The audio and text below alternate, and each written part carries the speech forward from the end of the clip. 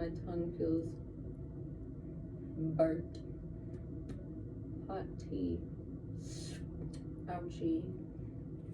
Hey, this is Intuitive Reads with Miss Jane Says. Fierce conversations they would like to have.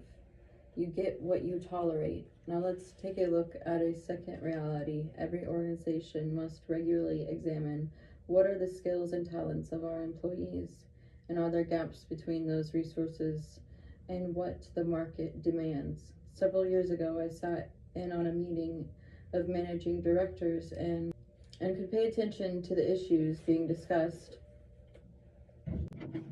My thought was, they have the same issues as the CEOs in Seattle and London and Indianapolis and Sydney and Chicago and Vancouver. The common thread, people.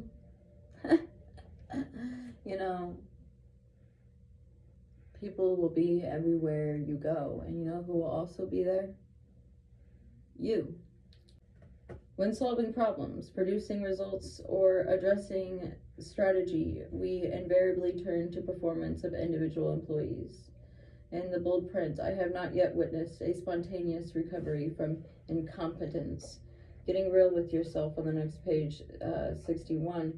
How do the two realities we've explored for companies apply to you as an individual?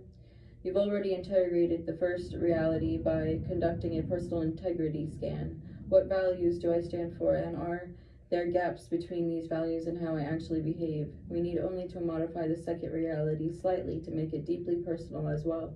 What are my skills and talents, and are there gaps between those talents? And what am I bringing to the job market, to my career, and to my personal relationship? I had an abusive ex of mine, and we'd get in fights, and he'd be like, what do you bring to the table?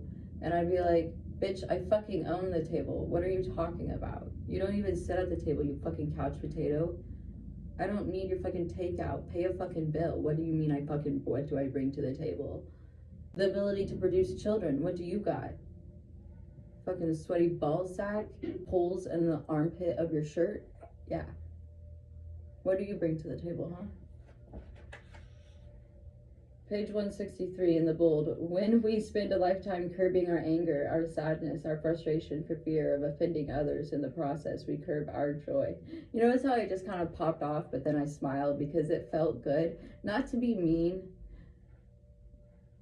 but to allow there to be an opinion that differs from the person projecting so heavily that I would need to say that in a weird video on the internet. Okay, anyways. Rather than tell someone I value you, but I am angry with you, replace it with a deeper truth. I value you and I am angry with you, or I love you and I feel disconnected from you. You know, you can be disconnected from someone and still be like not connected, but like think of them. You can have thoughts of them while still being disconnected from them. This is your confirmation. The cord has been cut. There is no connection. It's just my intuition. Name the issue. There's some check marks here and pen. Think about the fierce conversations you identified on page 85. I don't know. It's 86. These pages are like flipped and flipped in. Stay tuned for part 2.